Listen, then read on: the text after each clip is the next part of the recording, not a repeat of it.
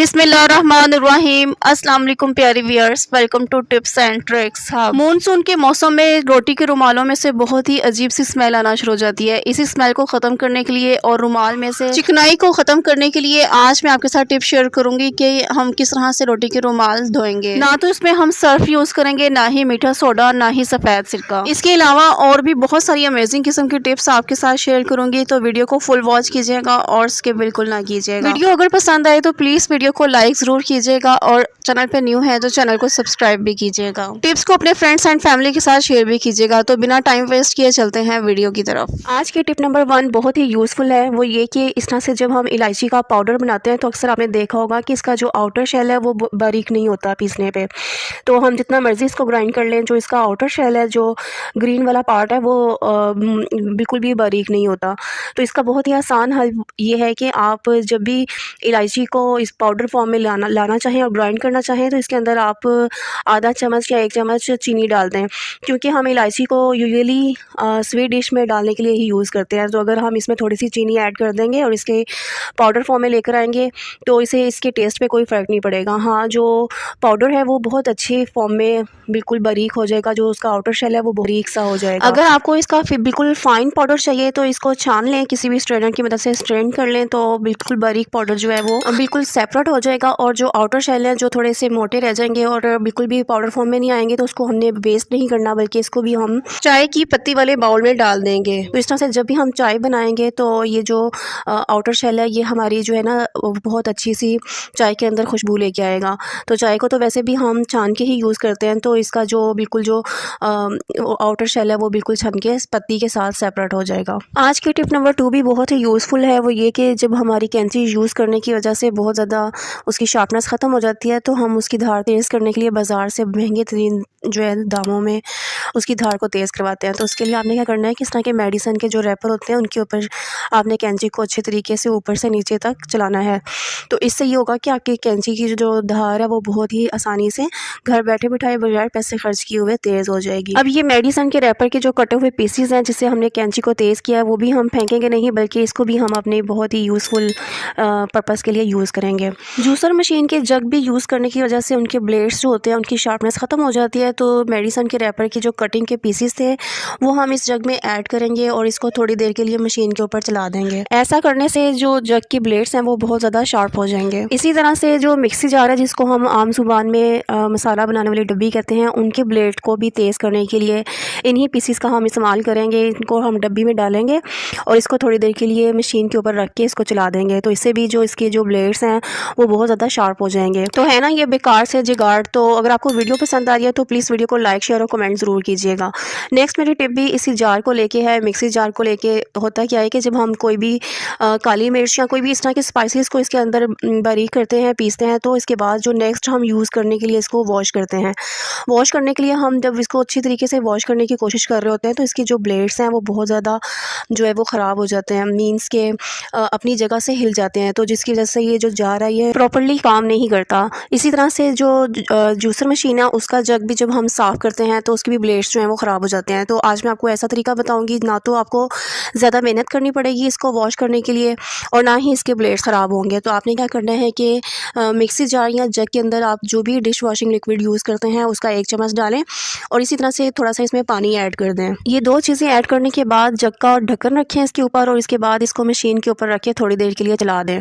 तो इससे ये होगा कि मशीन का जो जूसर मशीन का जो जग है या जो आपकी मसाला बनाने वाली डब्बी जिसको हम मिक्सी जार कहते हैं, दोनों बड़े अच्छी तरीके से अंदर से साफ़ हो जाएंगे और आपको ज़्यादा मेहनत भी नहीं करनी पड़ेगी और इनके ब्लेड्स भी बिल्कुल ख़राब नहीं होंगे। हमारे घर में बनानास आते हैं तो कुछ बनाना हम यूज़ कर लेते हैं और कुछ जो है वो पड़े रह जाते हैं। तो बनाना को लंबे अरसे तक स्टोर करने के लिए हम क्या करेंगे कि एल्युमिनियम फॉइल का एक पीस लेंगे और इस बंच के ऊपर जो टॉप वाला पार्ट होता है इस बंच का उसके ऊपर चढ़ा देंगे। तो इस तरीके से हमारे बनानास जो है वो काफ़ी लंबे अरसे तक स्टोर रहेंगे और ख़राब नहीं होंगे। तो अक्सर ऐसा भी होता है कि जो बनाना है वो बंच से अलहदा हो जाते हैं, तो अगर ये सेपरेट हुए जो बनाना है उनको भी स्टोर करना हो तो इनके भी ऊपर जो टॉप वाला पार्ट है उसके ऊपर भी हम एल्युमिनियम फॉइल को चढ़ा देंगे, तो ये भी काफ़ी लंबे अरसे तक ख़राब नहीं होंगे। खाने के जो ऑयल वाले पैकेट्स होते हैं तो जब हम इनको ऑयल जो है वो निकाल लेते हैं, उसको यूज़ कर लेते हैं, तो इस तरह के जो पैकेट होते हैं इनमें भी काफ़ी ज़्यादा ऑयल होता है। तो उसको हम किस तरह से यूज़ करेंगे। तो इस तरह से मैंने छुरी को गर्म कर लिया और इसके जो है ना अच्छी तरीके से इसको मैंने पैकेट को खोल लिया है। तो अब इसको मैंने आटे के ऊपर जो है ना अच्छी तरीके से लगा देना है, जिस तरह से मैं आपको वीडियो में शो कर रही हूँ। तो जितना भी ऑयल होगा वो सारे का सारा जो है ना वो आटे के ऊपर लग जाएगा, तो हमारा आटा जो है वो अच्छे तरीके से ऑयली हो जाएगा और रोटी भी सॉफ्ट बनेगी और आटे के ऊपर जो वो जो खुशक ड्राई सी लेयर आ जाती है वो भी नहीं बनेगी। तो आप जब भी इसको यूज़ करें तो ये पैकेट को उतार लें और इसको पेस्ट कर दें और इस तरह से आप आटे को यूज़ कर सकती हैं। आम तौर पे जब हम और फल जैसे ही घर आएँ तो इनको पॉलीथीन के बैग में से निकाल कर खुली जगह पे, हवादार जगह में रखना चाहिए ताकि ये लंबे अरसे तक चले। लेकिन अगर किसी भी वजह से आप फ़ौरी तौर पे ये काम नहीं कर सकते तो एटलीस्ट ये कर लें कि आप इन चॉपर्स के जो अंदर छुरी के साथ या किसी भी नोकदार चीज़ के साथ इस तरह से, जिस तरह मैं आपको वीडियो में शो कर रही हूँ, इनके अंदर सुराख कर लें। इससे ये होगा कि हवा जो है वो इन फ्रूट्स को लगती रहेगी और क्रॉस होती रहेगी, तो ये जो है लंबे अरसे तक चलेंगे, ख़राब नहीं होंगे। और जब आपके पास टाइम हो तो इनको खोल के किसी हवादार जगह में या किसी भी बास्केट में रख के इनको आप फ्रिज में स्टोर कर सकती हैं। ग्लासेस को बैग के अंदर रखते हैं तो इस तरह के जो बॉक्सेस होते हैं ग्लासेस वाले उसके अंदर रखकर फिर बैग में रखते हैं, ताकि कोई भी स्क्रैचेस जो बैग में चीज़ें पड़ी हुई हैं तो उनकी वजह से हमारे ग्लासेस के ऊपर स्क्रैचेस ना पड़ जाए। लेकिन अगर आपके पास ये बॉक्स कहीं मिसप्लेस हो जाए तो आपने क्या करना है कि कोई सी भी नई जुराब यहाँ पे आपने यूज़ करनी है। तो जुराब के अंदर आपने इस ग्लासेस को जो है ना डाल देना है और फिर अपने बैग में रखना है। तो इस तरह से ये होगा कि आपका ये जो जुराब है ये एक प्रोटेक्टर बन जाएगा और किसी भी किस्म की जो बैग के अंदर चीज़ें पड़ी हैं वो आपकी ग्लासेस को बिल्कुल भी डैमेज नहीं कर पाएंगी और कोई भी स्क्रैचेस जो है वो ग्लासेस के ऊपर बिल्कुल भी नहीं आएंगे। वाइट कपड़े स्पेशली जो बच्चों के यूनिफॉर्म होते हैं उनके जो कॉलर होते हैं और जो कफ होते हैं वो बहुत ज़्यादा गंदे हो जाते हैं, चाहे डेली ही उनको चेंज करके भेजें, उनके कॉलर और कफ बहुत ज़्यादा गंदे हो जाते हैं। तो अगर हम मशीन में आम तरीके से इनको वॉश करते हैं तो इनके ये जो दाग धब्बे जो है ना वो भी रह जाते हैं और जो कलर है कपड़ों का वो भी काफ़ी ज़्यादा डल लगना शुरू हो जाता है, बेशक न्यू ही क्यों ना हो। तो आज मैं एक बड़े ही ज़बरदस्त तरीके से आपको इनको वॉश करना सिखाऊंगी कि ना सिर्फ कॉलर और कफ भी साफ़ होंगे बल्कि इनका जो पीलापन है, डलनेस है वो भी ख़त्म हो जाएगी और बहुत अच्छी शाइन भी इस कपड़ों में आ जाएगी। इसके लिए मैंने एक बर्तन में पानी लिया है। पानी अब इसके अंदर मैंने जो है वो 2 चम्मच टूथपेस्ट डालनी है। टूथपेस्ट मैंने यहाँ पे कोलगेट वाइट वाली यूज़ की है, आपने भी वाइट वाली ही यूज़ करनी है और इसको अच्छे तरीके से अब मैंने हाथ के साथ मिक्स करना शुरू कर दिया है कोलगेट को पानी के अंदर। अब आपने यहाँ पे मेक श्योर करना है कि पानी के अंदर जो कोलगेट है वो अच्छी तरीके से मिक्स हो जाए, कोई लम्प्स वगैरह जो है वो पानी में रह ना जाए। तो इसको जब हम मिक्स करना शुरू हो जाएंगे तो ये होगा कि पानी का कलर भी चेंज हो जाएगा, वाइट हो जाएगा। अब यहाँ पे मैंने 2 चम्मच वाइट विनीगर जो है वो भी शामिल कर लिया है। अब इसको अच्छे तरीके से मिक्स करना है और देख सकते हैं आपके जो पानी का कलर है वो वाइट हो गया और ऊपर झाग भी बनना शुरू हो गई है। जब आपको लगे कि टूथपेस्ट जो है वो पानी के अंदर अच्छे तरीके से मिक्स हो गया तो आपने जो शर्ट धोनी है, जो भी कमीज़ वाइट कलर की धोनी है वो आप इसके अंदर डाल दें। यहाँ मैंने किसी किस्म का कोई सर्फ यूज़ नहीं किया, किसी किस्म की कोई और चीज़ यूज़ नहीं की, जस्ट 2 चीज़ें मैंने इसके अंदर डाली हैं, टूथपेस्ट और वाइट विनीगर। तो उनको अच्छी तरीके से मिक्स करने के बाद ये बड़े अच्छे तरीके से झाग जब बन जाएगी तो जो भी शर्ट या कमीज़ वाइट कलर की आप वॉश करना चाह रही हैं वो आपने इस पानी के अंदर डिप कर देनी है। अब इसको आपने आधा घंटे तक डिप रखना है, लेकिन उससे पहले आपने इसको अच्छी तरीके से ऊपर नीचे कर लेना है ताकि जो टूथपेस्ट का पानी है वो अच्छी तरीके से सारी शर्ट के अंदर जो है वो लग जाए। यहाँ पे आपने ये बात भी नोट करनी है कि आप सिर्फ जो वाइट कलर के कपड़े हैं उनकी डलनेस ख़त्म करने के लिए ये यूज़ नहीं कर सकते, बल्कि किसी भी किस्म के कोई भी कलर के कपड़े हैं उनको आप इस तरीके से आप उनकी डलनेस को ख़त्म कर सकते हैं। तो जिस तरह से मैं आपको वीडियो में शो कर रही हूँ, वॉश करने के बाद देखें कि इसका रिज़ल्ट कितना ज़बरदस्त रहा। शर्ट जो है उसके कॉलर कफ भी साफ़ हो गए हैं और डलनेस तो बिल्कुल ही ख़त्म हो गई है और बिल्कुल ऐसे लग रहा है कि जैसे बिल्कुल न्यू शर्ट हो। अभी तक अगर आप वीडियो देख रहे हैं तो यकीनन वीडियो आपको पसंद आई होगी, तो प्लीज़ वीडियो को लाइक ज़रूर कीजिए। गर्मियों में हवा में नमी होती है या हमारे कभी हाथ या कोई बर्तन गीला अगर आटे में चला जाए तो आटे में नमी आ जाती है, जिसकी वजह से बहुत ज़्यादा सुंडियाँ वगैरह जो है उसमें आ जाती हैं। तो इससे बचने के लिए मैं आज आपको कुछ एहतियाती तदाबीर बताऊँगी और कुछ टिप्स बताऊँगी। तो वीडियो को आपने फुल वॉच करना है ताकि आप इससे फुल फ़ायदा उठा सकें। तो इसके लिए कुछ एहतियाती बातें ये है कि जब भी आपने आटा पिसवाना है तो सबसे पहले आपने क्या करना है कि अपने बर्तन को जिसमें आपने आटा डालना है उसको अच्छे से वॉश कर लिया करें और उसको मेक श्योर कर लिया करें कि ज़रा सा भी वो गीला ना रहे। उसको अच्छे से ड्राई किया करें और उसके बाद फिर उसमें आटा जो है वो डाला करें। और जब भी आप आटा निकालने के लिए अपने बर्तन जो है वो यूज़ करें वो बिल्कुल ड्राई होना चाहिए, आपके हाथ ड्राई होने चाहिए। इससे आटे में नमी नहीं जाएगी और उस नमी की वजह से आटे में कोई भी सुंडी वगैरह जो है वो नहीं बनेगी। ये कुछ एहतियातें जो है अगर आप यूज़ कर लेंगी तो आटे में नमी नहीं होगी और ना ही कोई सुंडी जाएगी। लेकिन अगर फिर भी कोई इस तरह की बात है कि हवा में नमी की वजह से आटे में सुंडी वगैरह से बचने के लिए कुछ टिप्स मैं आपको बताती जाऊँ कि आपने आटा जब भी पिसवाना है तो उसको पहले अच्छे से ठंडा होने दें, क्योंकि जब चक्की से आटा पीस के आता है तो बहुत ज़्यादा गर्म होता है। और उसके बाद फिर आप अपनी बाल्टी में या किसी भी बर्तन में जिसमें आप आटा डालती हैं वो डालें। और उसके बाद आपने 3 या 4 जो है वो लौंग लेने हैं। लौंग आपने एक नीचे सबसे नीचे लेयर पे छोड़ देना है लौंग को आटे की, और एक सेंटर में और एक ऊपर वाली लेयर में लौंग को रख दें। इससे जो होगा कि आपके आटे में सुंडी वगैरह जो है वो नहीं बनेगी, क्योंकि लौंग की खुशबू बहुत ज़्यादा तेज़ होती है, उससे सुंडी वगैरह नहीं बनती। और अगर आपके पास लौंग घर में मौजूद नहीं है तो हम जो खानों में तेज़ पात यूज़ करते हैं, बे लीफ जिसको कहते हैं, वो भी आप इसको यूज़ करके आटे में से सुंडी वगैरह को बचा सकते हैं। इस तरह से ये होता है पत्ता, तो इसको भी अगर आप आटे में रखते हैं तो इसकी भी खुशबू बहुत ज़्यादा तेज़ होती है, उससे भी आटे में जो है सुंडी वगैरह नहीं बनती। ले लें और एक साबुन ले लें। लौंग जो है वो हेड वाले होने चाहिए। हेड वाले जो लौंग होते हैं, जिस तरह से मैं आपको वीडियो में शो कर रही हूँ, कुछ के हेड्स नहीं होते हैं और कुछ के जो है लौंग के हेड्स होते हैं। तो जो लौंग हेड वाले होते हैं वो ज़्यादा इफेक्टिव होते हैं, तो इसलिए आपने कोशिश करनी है कि हेड वाले लौंग्स ले लें और उनको जिस तरीके से मैं आपको वीडियो में शो कर रही हूँ इसको साबुन के ऊपर अच्छे तरीके से सारी जगहों पे लगा दें। लौंग का मैं बहुत ज़्यादा इस्तेमाल आपको बता चुकी हूँ अपनी वीडियोस में। इसी तरह से आज भी मैं आपको बताऊँगी कि आप इन साबुन वाले लौंग को क्या करेंगे।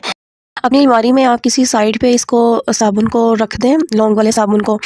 तो इससे ये होगा कि कोई भी किसी भी किस्म की अगर कोई स्मेल होगी कपड़ों में से नमी वगैरह की, तो इस लौंग और साबुन की वजह से बिल्कुल ख़त्म हो जाएगी। आटा गूंथते वक्त एक बड़ी मुश्किल का सामना करना पड़ता है, वो ये कि जब भी हम आटा गूंथते हैं तो इस तरह से हमारी परात जो है वो काउंटर टॉप के ऊपर बहुत ज़्यादा मूव करती है। इससे हमें वक्ती परेशानी का सामना तो करना पड़ता ही है, लेकिन साथ साथ हमारे काउंटर टॉप के ऊपर स्क्रैचेस भी पड़ जाते हैं। तो इसका हल आप ये निकाल सकते हैं कि जिन वाइप्स के साथ आप काउंटर टॉप को साफ करते हैं उसको थोड़ा सा गीला कर लें और परात या जिस भी बर्तन में आप आटा गूंद रहे होते हैं उसके नीचे आप इस तरह से फैला दें। अब उसके ऊपर आप अपनी परात या जो भी आप आटा गूंदते हैं जिस बर्तन में भी उसको रखें, और अब आप जब आटा गूंदेंगे तो ये बिल्कुल भी स्लिप नहीं होगी, ना ही मूव करेगी इधर उधर। तो आपकी वक्ती परेशानी का भी सोल्यूशन निकल आएगा और ना ही आपके काउंटर टॉप के ऊपर स्क्रैचेस पड़ेंगे। अगर आपके पास इस तरह से वाइप्स नहीं है तो कोई सा भी कॉटन का कपड़ा ले लें, उसको थोड़ा सा गीला करके अच्छे से निचोड़ के काउंटर टॉप के ऊपर बिछा के उसके ऊपर आप अपनी परात को रख के आटा गूंदें तो भी आपका जो ये प्रॉब्लम है ये सॉल्व हो जाएगा। अब बिरयानी या पुलाव या कोई भी ऐसी चीज़ जिसमें गरम मसाले डाले जाते हैं वो बहुत जल्द गर्मियों में ख़राब हो जाते हैं। तो उसके लिए आपने क्या करना है कि इस तरह से जो पुलाव या बिरयानी जब आप यूज़ कर लेते हैं और बाकी जो लेफ़्ट ओवर होती है वो आप स्टोर करने के लिए छोटे बर्तन में निकालते हैं, तो कोशिश किया करें कि इसमें जितने भी खड़े गरम मसाले हैं जैसे कि तेज़पात, लौंग और दालचीनी वगैरह, इनको आप निकाल लिया करें और फिर इन चीज़ों को स्टोर किया करें, जैसे कि चावल या बिरयानी वगैरह। तो आप देखेंगे कि चावल या बिरयानी बिल्कुल भी ख़राब नहीं होंगे और लंबे अरसे तक आप इनको फ्रिज में स्टोर कर सकती हैं। आटा या घी लगने की वजह से रोटी के रुमालों को कुछ ही दिन बाद साफ करना बहुत ज़रूरी होता है, इनको धोना बहुत ज़रूरी हो जाता है। और जैसा कि आजकल मानसून का मौसम है तो रोटी के रुमाल बिल्कुल साफ भी लग रहे हों, लेकिन इनमें से एक अजीब सी स्मेल आना शुरू हो जाती है। हवा में नमी की वजह से जैसे ही हम रोटियाँ इन रुमालों में रखते हैं तो रुमाल जो है उनमें से एक अजीब सी स्मेल आती है, जिनको धोना और साफ़ करना बहुत ज़्यादा ज़रूरी होता है। तो आज मैं आपको तरीका बताऊँगी इनको धोने का। ना तो इसमें हम सर्फ यूज़ करेंगे, ना ही मीठा सोडा और ना ही सफ़ेद सिरका। आपने देखा होगा कि आम सर्फ के साथ जब हम रोटी के रुमाल धोते हैं तो ये बहुत ही अकड़ से जाते हैं, बहुत ज़्यादा हार्ड हो जाते हैं। तो आज मैं आपको तरीका बताऊंगी कि ना तो आपकी रोटी के रुमाल सख्त होंगे, ना ही ये बहुत ज़्यादा इनमें हार्डनेस होगी, बल्कि रोटी के रुमाल धोने के बाद बिल्कुल सॉफ्ट रहेंगे। अब आपने एक स्टील का बर्तन लेना है, सिल्वर का बर्तन नहीं लेना, वो धोना मुश्किल हो जाएगा, तो इसलिए स्टील का बर्तन यहाँ पे यूज़ करना है। इस बर्तन में इतना पानी डाल लें कि आपके जितने भी रोटी के रुमाल धोने वाले हैं वो अच्छी तरीके से डिप हो जाएं। और सेकंड नंबर पे जो चीज़ हमें डालनी है वो है डिश वॉशिंग लिक्विड, जो कि आम हम बर्तन धोने के लिए लिक्विड यूज़ करते हैं, ये वही लिक्विड है। लास्ट और मोस्ट इंपॉर्टेंट चीज़ आपने वो लेनी है काला तेल। काले तेल के साथ जब हम रोटी के रुमाल धोएंगे तो बिल्कुल इसके अंदर जितनी भी चिकनाहट होगी बिल्कुल साफ़ हो जाएगी। तो 3 से 4 चम्मच जो है वो मैंने डिश वॉशिंग लिक्विड डाला है और इसके बाद जो काला तेल है उसके भी 2 चम्मच भर के डाल दिए हैं। किसी चम्मच की मदद से इन दोनों चीज़ों को पानी में अच्छे तरीके से मिक्स कर लें और उसके बाद जितने भी रोटी के रुमाल आपने धोने हैं उनको इनके अंदर अच्छी तरीके से डाल दें। अब इस बर्तन को चूल्हे पे रखें और इसको इतना पकाएं कि बिल्कुल बॉईल होना शुरू हो जाए। जब अच्छी तरीके से पानी उबलना शुरू हो जाएगा तो आपने लकड़ी के चम्मच से या स्टील के बर्तन से चम्मच के साथ बिल्कुल अच्छे तरीके से, जैसे मैं आपको वीडियो में शो कर रही हूँ, इस रोटी के रुमालों को प्रेस करना है ताकि रोटी के रुमाल के अंदर जितनी भी चिकनाहट है वो पानी में आ जाए। गर्म पानी की वजह से जितनी भी चिकनाहट होगी बहुत ही आसानी के साथ इस रुमालों में से निकल जाएगी। 2 से 3 मिनट इसी तरह से जब पकाएंगे उसके बाद रुमालों को आप निकाल लें और सिंक के अंदर रख लें।